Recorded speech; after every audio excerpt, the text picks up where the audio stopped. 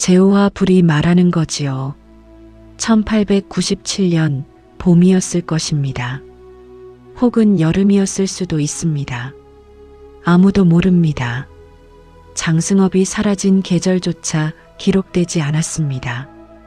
다만 그의 어느 날 광통교 근처 술집에서 마지막으로 목격되었다는 이야기만이 떠돌 뿐입니다. 술집 주인은 그날도 장승업이 두어 말을 비우고 비틀거리며 나갔다고 했고 그 뒤로 아무도 그를 보지 못했습니다. 저는 가끔 그 마지막 밤을 상상합니다. 술집 문을 나서는 장승업의 등을 상상합니다. 봄이었다면 매화가 지고 있었을 것이고 여름이었다면 빗소리가 지붕을 두드리고 있었을 것입니다.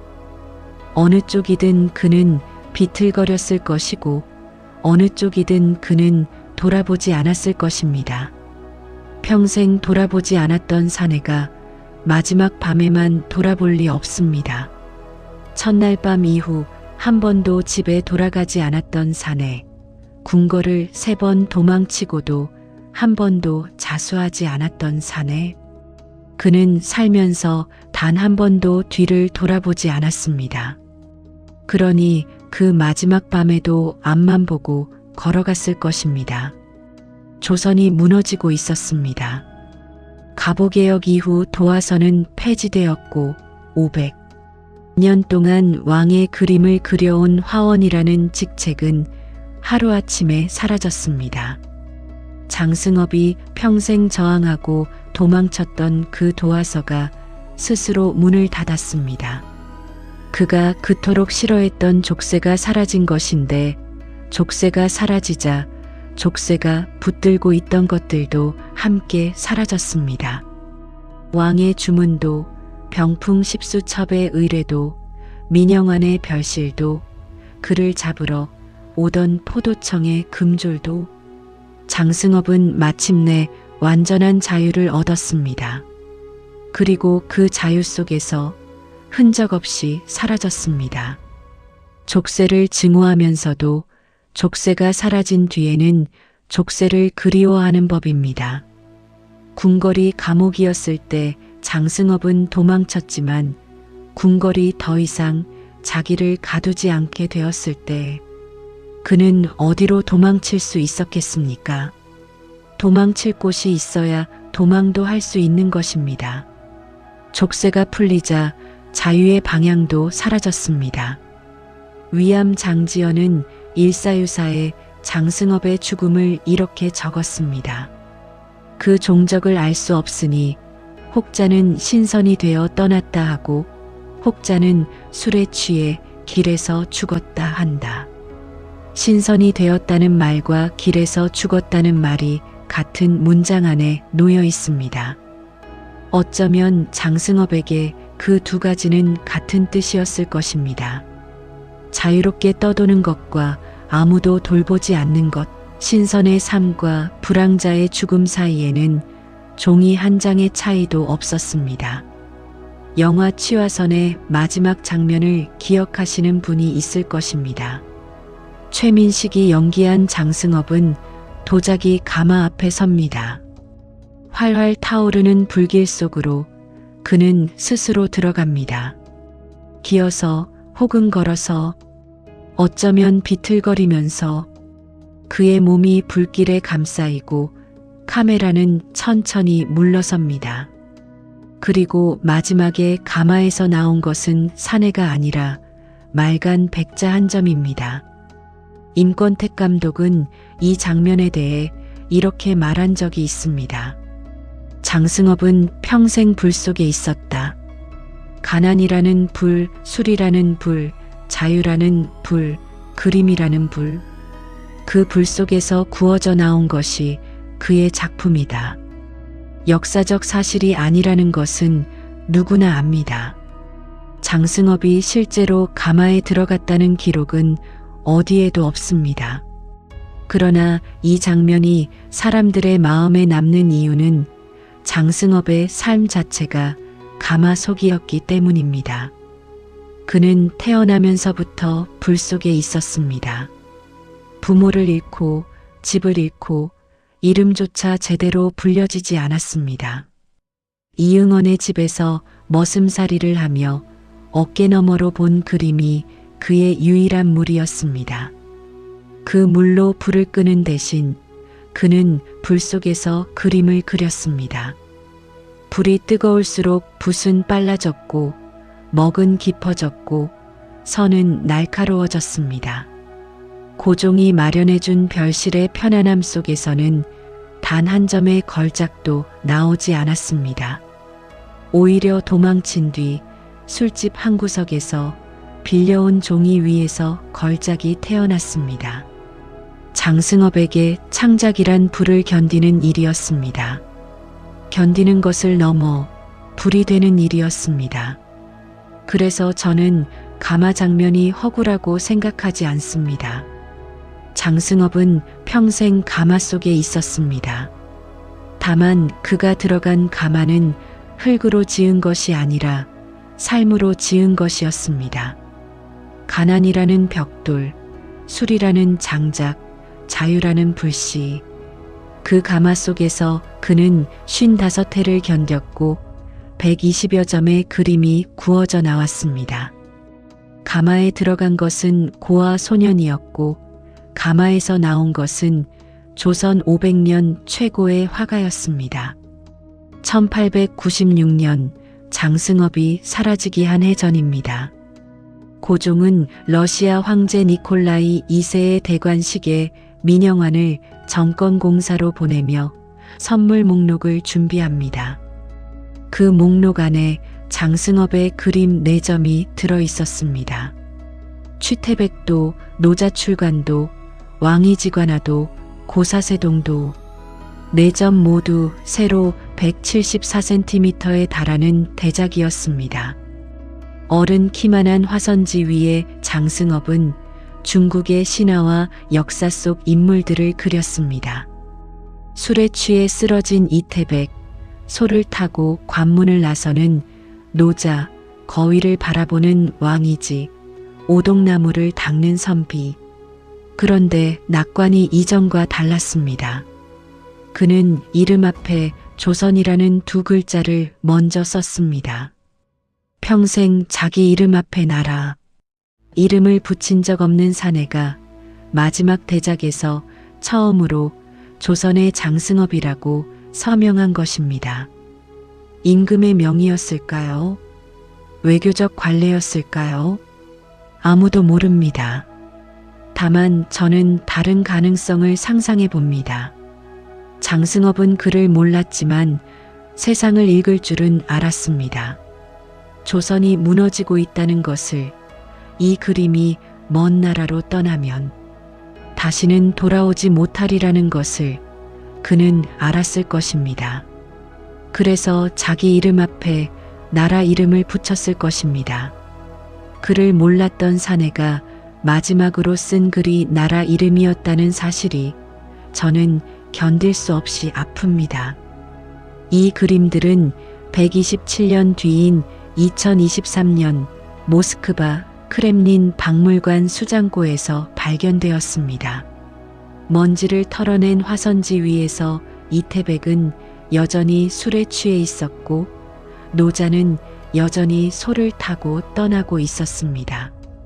장승업이 마지막으로 그린 이태백의 얼굴은 어쩌면 자기 자신의 얼굴이었을 것입니다.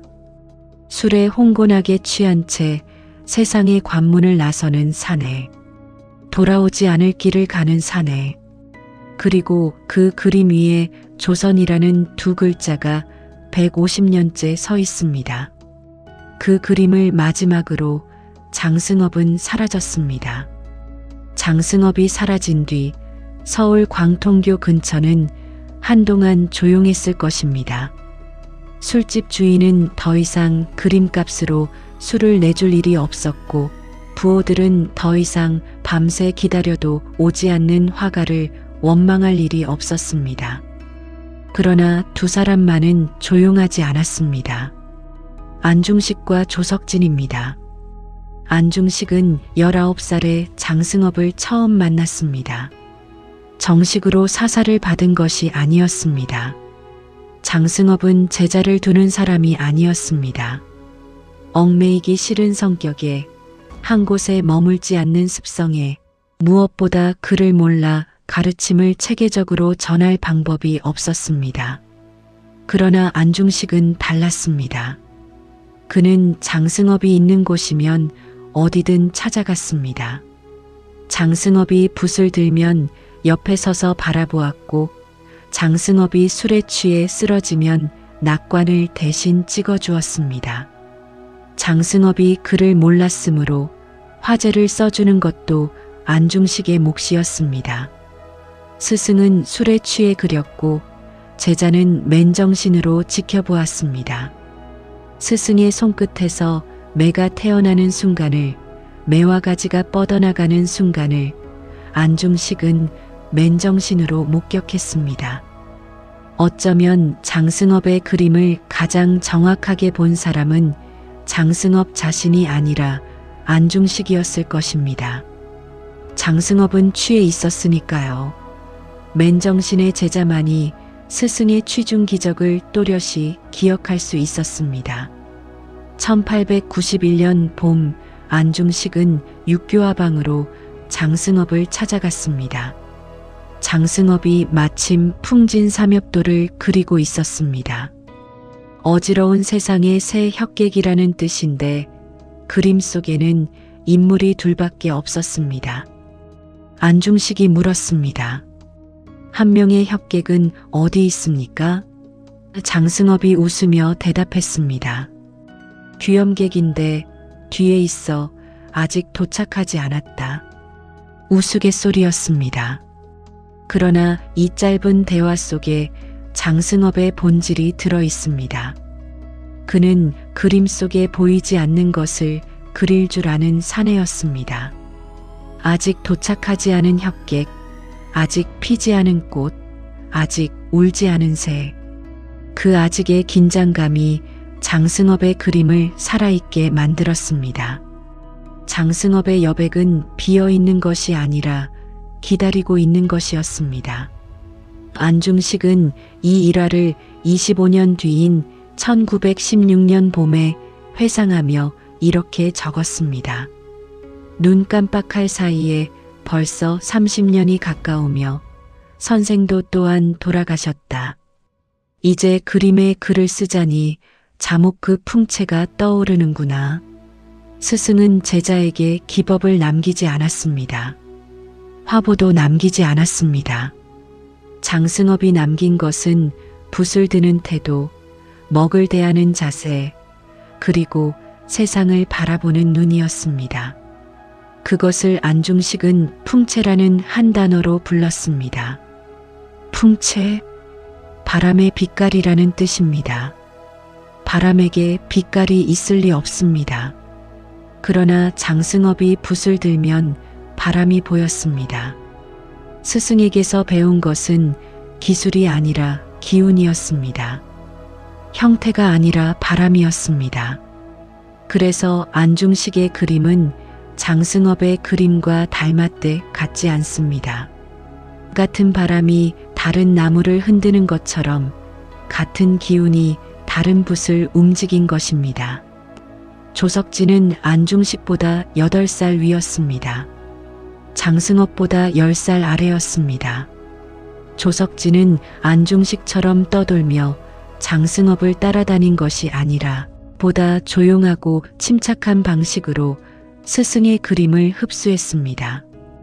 안중식이 장승업의 자유를 물려받았다면 조석진은 장승업의 질서를 물려받았습니다. 하나의 불꽃에서 두 개의 촛불이 갈라진 것입니다. 한 촛불은 바람에 흔들리며 넓게 비추었고 다른 촛불은 고요히 서서 깊게 비추었습니다. 안중식의 산수는 넓었고 조석진의 화조는 깊었습니다. 장승업은 그것조차 가르친 적 없습니다. 다만 그 앞에서 술을 마시고 붓을 들었을 뿐입니다. 그런데 그것만으로도 두 개의 서로 다른 세계가 태어났습니다. 1881년 안중식과 조석진은 함께 청나라 천진으로 파견됩니다. 기기제조처에 보낼 학도로 선발되어 기계제도법과 영어, 중국어를 배웠습니다. 화가가 기계도면을 그리러 간 것입니다. 그러나 이 경험은 두 사람의 눈을 넓혔습니다. 장승업이 평생 조선 땅에서 중국 화보만 보며 자기 세계를 만들었다면 그의 제자들은 바다를 건너 더 넓은 세계를 직접 보았습니다. 그리고 바다를 건너온 눈으로 다시 스승의 그림을 보았습니다. 멀리 갔다 돌아온 뒤에야 가까이 있던 것의 가치를 아는 법입니다.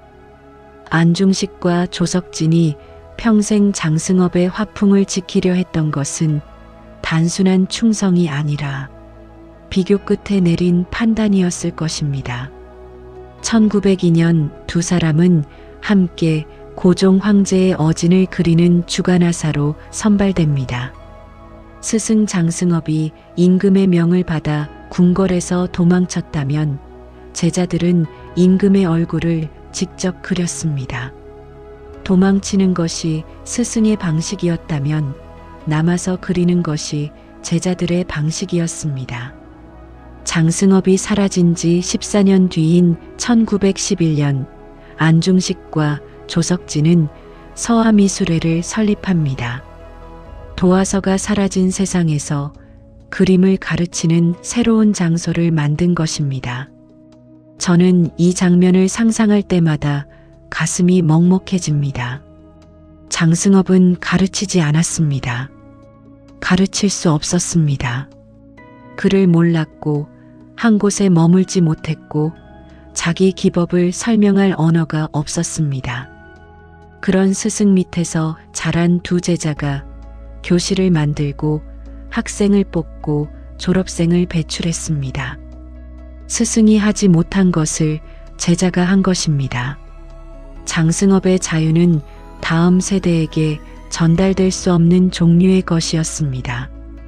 그 자유를 전달 가능한 형태로 바꾸는 것, 그것이 안중식과 조석진의 사명이었습니다. 이 서화미술회에서 배출된 이름들을 읽어보면 한국 근대 회화의 지도가 펼쳐집니다. 이상범, 노수현, 김은호, 병관식, 박승무, 오일영, 이한복, 최우석. 이들은 모두 안중식과 조석진의 손끝에서 자랐고 그 손끝은 장승업의 붓에서 비롯되었습니다.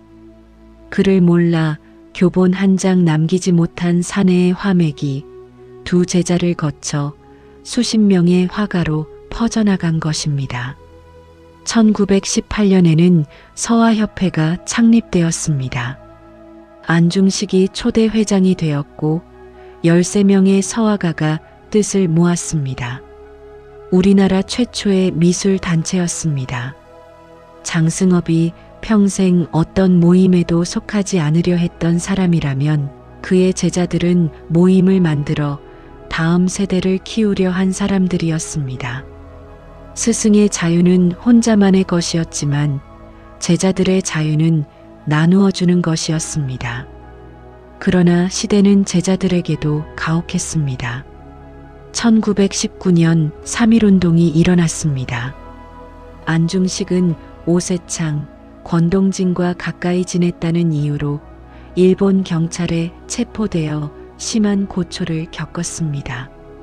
이미 병든 몸이 견디지 못했고 그해 11월 2일 세상을 떠났습니다. 59살이었습니다. 안중식이 세상을 떠나기 몇 해 전 그는 백악춘효도를 그렸습니다. 1915년 같은 해에 두 점을 그렸는데 하나는 여름에, 하나는 가을에 완성했습니다. 광화문과 경복궁, 뒤편의 백악산을 실경으로 묘사한 작품입니다. 그런데 여름 작품에는 해태가 2마리인데 가을 작품에는 1마리밖에 없습니다. 한 계절 사이에 해태 하나가 사라진 것입니다. 1915년은 조선물산 공진회가 경복궁에서 열린 해였습니다. 일본은 행사를 위해 궁궐의 기물들을 옮기고 건물을 헐었습니다. 안중식은 그 광경을 보았습니다. 그러나 서슬 퍼런 제국의 힘 앞에서 그의 저항은 해태 하나를 지우는 것뿐이었습니다. 그림 속에서 해태를 하나 빼놓음으로써 여기서 무언가가 사라졌다는 것을 후세에 알린 것입니다. 그것이 화가가 할 수 있는 가장 조용하고 가장 깊은 저항이었습니다. 장승업이 궁궐을 3번 도망치는 방식으로 저항했다면 안중식은 궁궐을 그리되 사라진 것을 기록하는 방식으로 저항했습니다. 스승은 떠남으로써 말했고 제자는 남음으로써 말했습니다. 그 둘의 말은 결국 같은 것을 가리키고 있었습니다. 자유, 그리고 존엄. 스승의 여백이 제자에게서는 증거가 되었습니다. 조석진은 안중식보다 한 해 더 살았습니다. 1920년에 세상을 떠났습니다. 안중식이 먼저 떠났을 때 조석진이 느꼈을 정막을 상상해 봅니다. 스승도 사라졌고 벗도 떠났고 나라도 빼앗겼습니다. 남은 것은 북과 먹과 화선지뿐이었습니다. 조석진이 마지막 1년을 어떻게 보냈는지 기록은 많지 않습니다. 다만 그는 서화미술회의 교실에 여전히 앉아 있었습니다. 안중식이 없는 교실에서 혼자 붓을 들고 제자들 앞에 앉았습니다. 스승의 자리도 비어 있었고 벗의 자리도 비어 있었습니다. 그러나 조석진은 떠나지 않았습니다. 장승업이 도망치는 사람이었다면 조석진은 남는 사람이었습니다. 빈자리를 지키는 것이 남은 자가 할 수 있는 유일한 추모였을 것입니다. 장승업은 그를 몰랐습니다. 유서를 쓸 수 없었습니다. 그가 남긴 것은 2가지뿐입니다. 그림과 제자. 그림은 간송미술관에, 삼성리움에, 국립중앙박물관에, 서울대 박물관에, 그리고 모스크바 크렘린 박물관에 흩어져 있습니다. 제자는 안중식과 조석진이라는 2 이름으로 남았고 그 2 이름은 다시 이상범, 노수현, 김은호, 병관식으로 갈라졌습니다.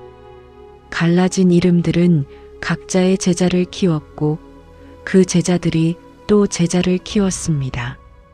글 한 줄 남기지 못한 사내의 유산이 150년 뒤에도 한국화 교실마다 숨을 쉬고 있습니다.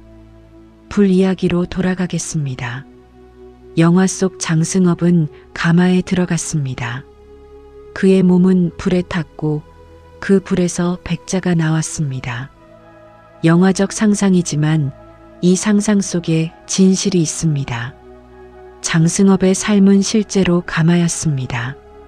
가난이라는 연료, 술이라는 바람, 자유라는 산소, 그 3가지가 만나 불이 되었고 그 불 속에서 120여 점의 그림이 구워져 나왔습니다.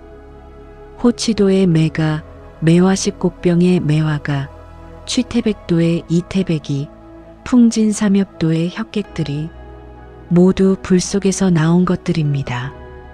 그리고 장승업이 사라진 뒤 그 불씨는 안중식에게 옮겨 붙었습니다.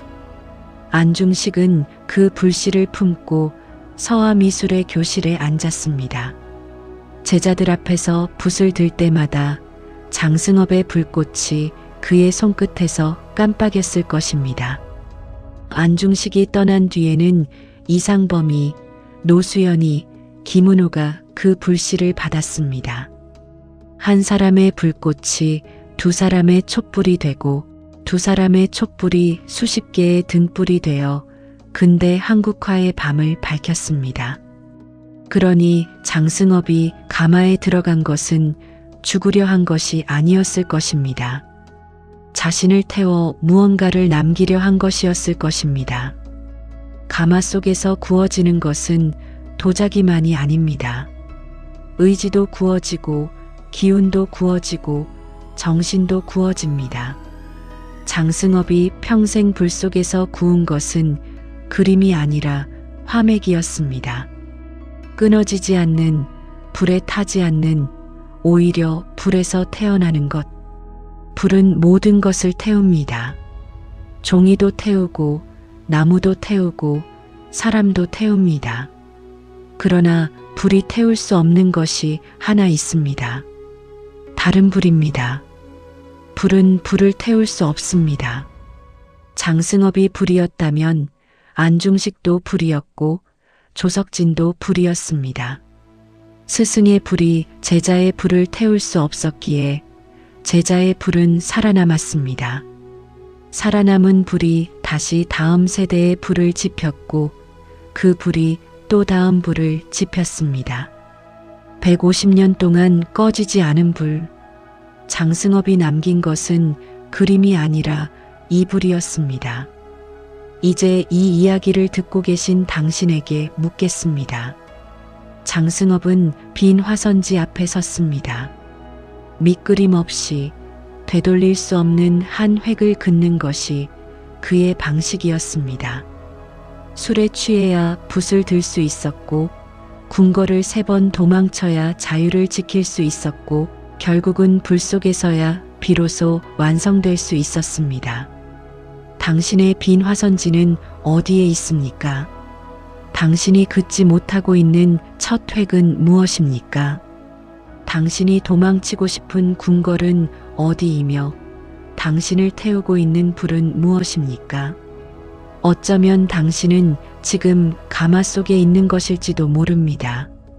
가난이라는 벽돌, 불안이라는 장작, 두려움이라는 불씨, 그 속에서 숨이 막히고 도망치고 싶고 모든 것을 내려놓고 싶을 것입니다. 그러나 장승업이 가르쳐주는 것은 이것입니다. 가마 속에서 나온 것은 제가 아니라 백자였다는 것. 불이 당신을 태우는 것이 아니라 당신이 불 속에서 구워지고 있는 것이라는 것. 지금 당신이 견디고 있는 그 뜨거움이 언젠가 당신만의 작품이 될 것이라는 것. 장승업은 그 모든 질문에 그림으로 대답했습니다.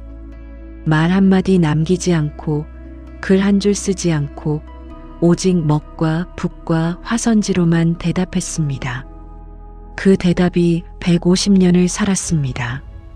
안중식의 손을 거쳐 조석진의 손을 거쳐 이상범의 손을 거쳐 오늘 이 화선지 위에까지 왔습니다.